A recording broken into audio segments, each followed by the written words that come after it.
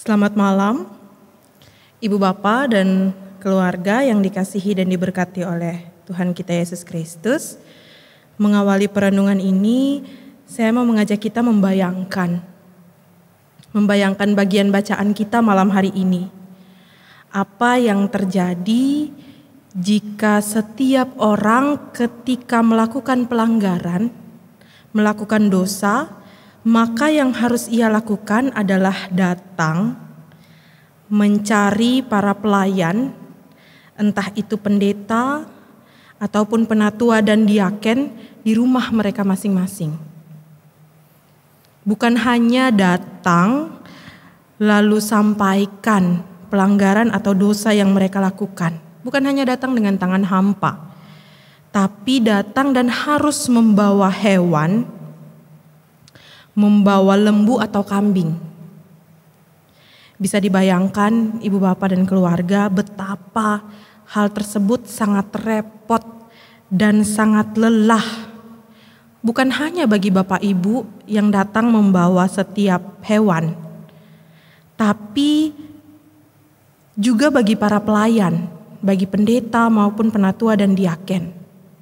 Belum lagi jika para pelayan yang sudah dipercayakan untuk melakukan pekerjaan Tuhan dan pelayan itu melakukan pelanggaran, maka dalam satu hari ada berapa hewan yang harus disembelih? Ada berapa hewan yang harus menjadi korban penghapusan dosa? Itu bagian bacaan pagi hari ketika berbicara tentang para imam yang melakukan pelanggaran dan harus mempersembahkan korban lembu untuk menghapus dosa mereka. Lalu nanti pada bacaan esok-esok hari itu membahas tentang kalau para pemuka yang melakukan pelanggaran, kalau rakyat jelata yang melakukan pelanggaran, itu mereka datang kepada para imam dan membawa jenis ternak mereka, jenis hewan baik itu lembu maupun kambing. Ibu bapak dan keluarga melelahkan. Karena para pelayan harus tahu betul jenis-jenis hewan yang dibawa oleh umat, baik secara persekutuan dalam hal umat banyak maupun secara perorangan. Ibu bapak dan saudara, ini yang terjadi jika kita masih hidup dalam perjanjian lama. Perjanjian antara Allah dan umatnya saat itu.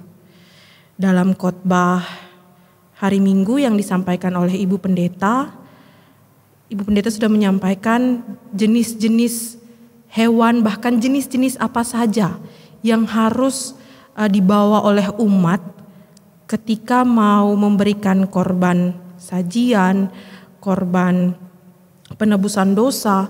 Ada 5 jenis korban yang Tuhan Allah tetapkan bagi umat Israel saat itu dalam kitab Imamat. Ibu bapak dan keluarga yang dikasihi dan diberkati oleh Tuhan, setelah keluar dari Mesir, Allah membawa umat Israel ini dalam perjalanan menuju tanah Kanaan.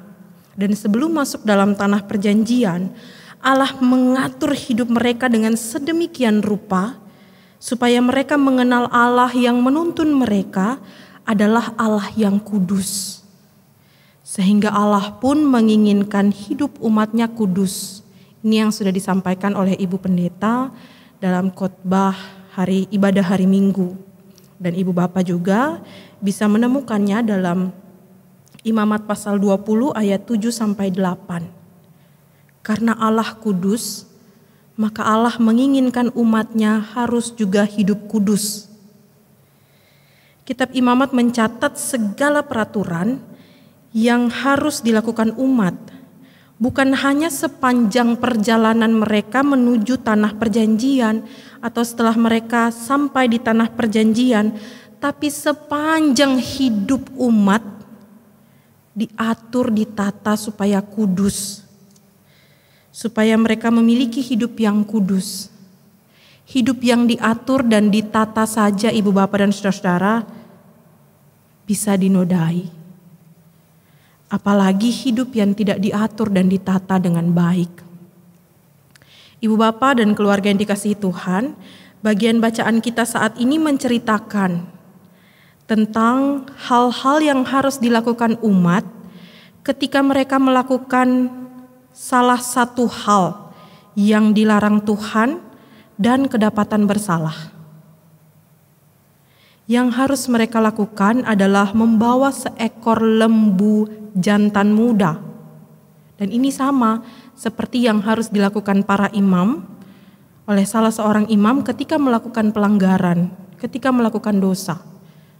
Umat harus membawa seekor lembu jantan muda ke depan kemah pertemuan. Dalam ibadah minggu juga sudah Ibu Pendeta perlihatkan melalui slide tentang kemah-kemah pertemuan yang didirikan dalam perjalanan mereka. Mereka harus bawa itu ke depan kemah pertemuan dan ada tata cara penghapusan dosa yang dilakukan oleh imam.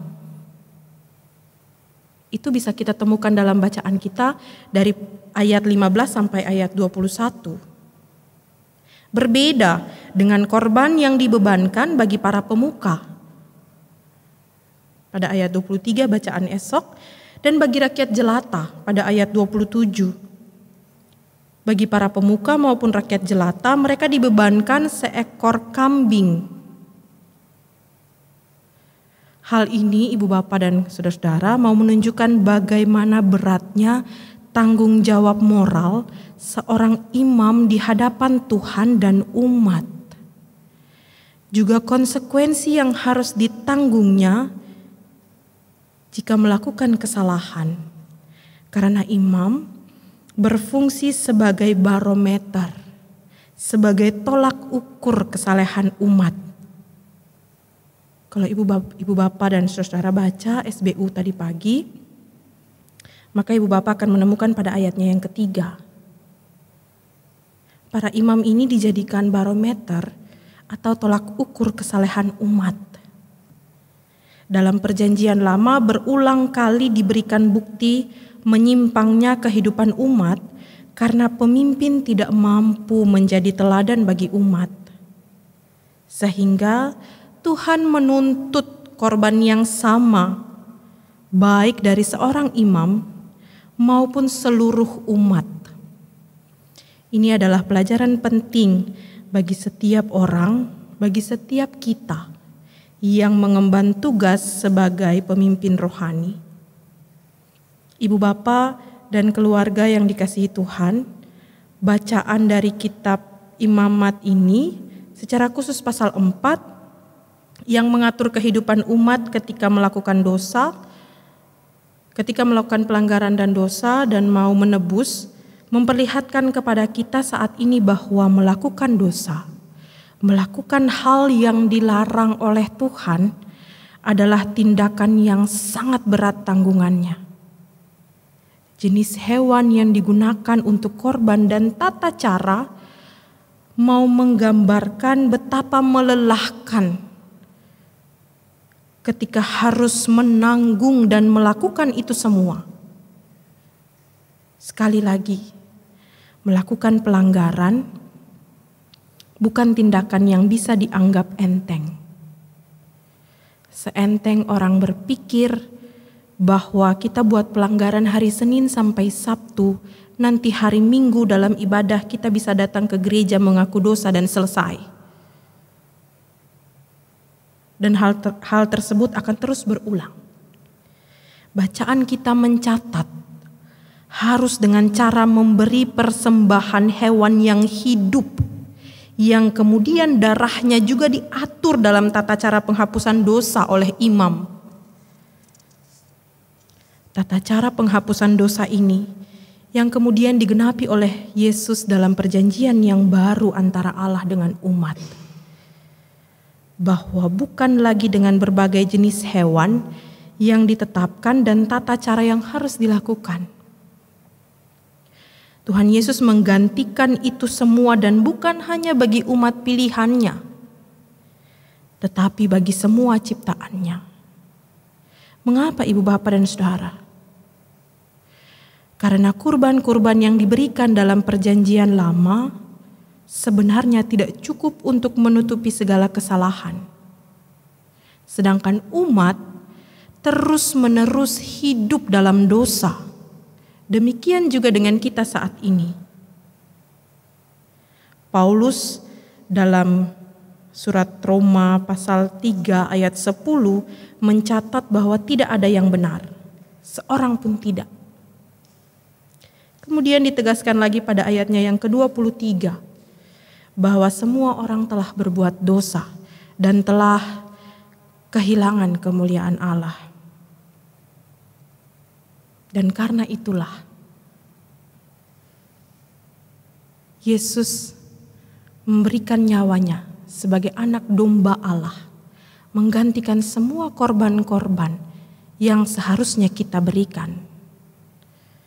Ibu bapa dan keluarga yang dikasihi Tuhan, kita saat ini masih ada dalam minggu-minggu Paskah, minggu keempat sesudah Paskah. Yang mau disampaikan adalah kita harus mengucap syukur atas segala pengorbanan yang sudah kita terima dalam Yesus. Kita diajak bersyukur bukan hanya ketika minggu-minggu Paskah ini,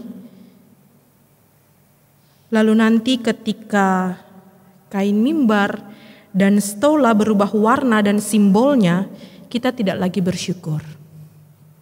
Melainkan kita diajak untuk bersyukur sepanjang hidup kita.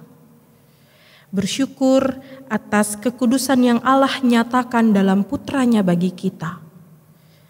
Bersyukur melalui tindakan nyata dalam hidup. Artinya, ketika kita mengatakan bersyukur atas pengorbanan Tuhan, maka hal itu harus diwujudkan dalam tindakan yang nyata. Kedagingan kita harus kita tanggalkan dan mengenakan hidup baru di dalam kasih kepada Tuhan dan sesama, sambil terus memelihara hati, pikiran dan hidup kita seturut kekudusan Allah. Ibu bapa dan keluarga,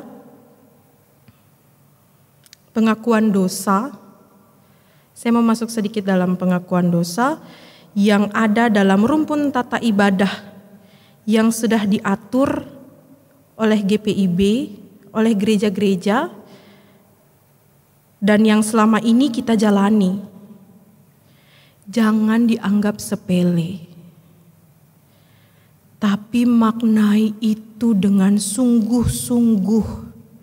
Maknai dalam pengakuan dosa itu bahwa untuk segala kelemahan, keterbatasan, dan keberdosaan kita, Yesus, anak domba Allah itu korbankan nyawa. Sehingga kita tidak harus datang ibadah setiap minggu bawa lembu atau kambing.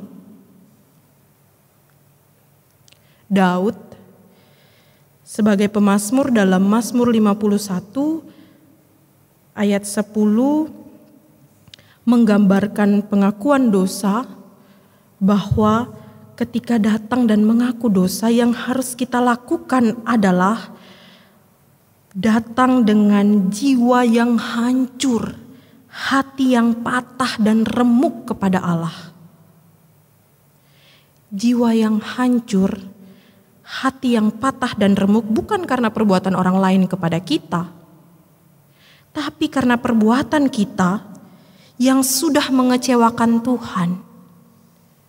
Jiwa kita hancur, hati kita patah dan remuk karena kita melakukan banyak pelanggaran kepada Tuhan. Kita melakukan banyak hal yang dilarang oleh Tuhan. Bukan karena apa yang orang lain lakukan kepada kita.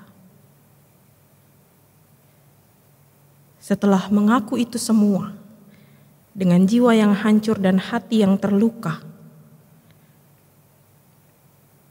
maka sesudah itu hiduplah dalam rasa syukur dan ketaatan pada perintah Tuhan. Perintah yang mana, ibu bapa dan saudara-saudara? Kalau kita sama-sama lihat dalam Keluaran 20 ayat 1 sampai 17, tentang ke-10 hukum Taurat. Maka kemudian pada Matius 22 ayat 37 sampai 40, hukum yang terutama Yesus sudah membuat 10 hukum itu menjadi padat isinya, menjadi hanya 2. Kasihilah Tuhan Allah dan kasihilah sesama. Itu perintah Tuhan dalam hidup kita. Ketika kita mengatakan kita mengasihi Allah, maka kita melakukan hukum 1 sampai 4. Dan ketika kita mengatakan kita mengasihi sesama kita manusia, kita melakukan hukum yang ke-5 sampai 10. Bahkan di dalamnya ada ketaatan, ada hormat dari anak kepada orang tua. Bukan hanya kepada sesama sebaya kita, tapi berbicara tentang sesama manusia dalam konteks yang lebih luas.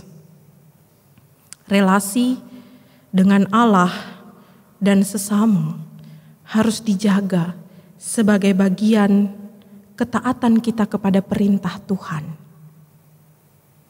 Menjaga relasi itu tetap baik. Kita dengan Allah, kita dengan sesama. Artinya kita sudah melakukan perintah Tuhan dalam kehidupan kita. Selamat mentaati perintah Tuhan sebagai bentuk syukur kita atas pengorbanan Tuhan Yesus bagi kita.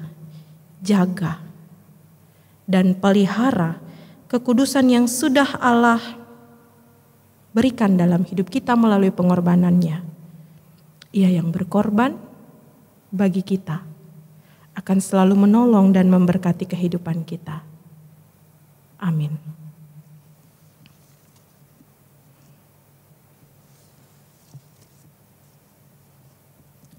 Untuk merespon firman Tuhan yang telah kita dengarkan, kita menyanyi dari Kidung Jemaat 29, bait 1 dan 4.